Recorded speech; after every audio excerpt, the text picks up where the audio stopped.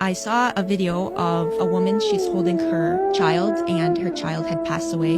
She was thanking God at that moment and she's saying Allahu Akbar and she's saying in Arabic, from you we came and to you we will return, and just thanking God so much in that moment. And I said, I don't think I could do that. I don't think my faith is strong enough that I could thank God at that moment. So I said, how is her faith so strong? So that's what really inspired me to read the Quran, because especially as a mother, to be holding my child in my arms and thanking God, because even though my child is gone, I don't know. I don't think I could do that at that moment. Incredible how much the Palestinian people, the Palestinian Muslims have inspired the world. So I said, I need to read this book. They're talking about the Quran. I need to read this and see what is it that they believe in to be this steadfast in their faith.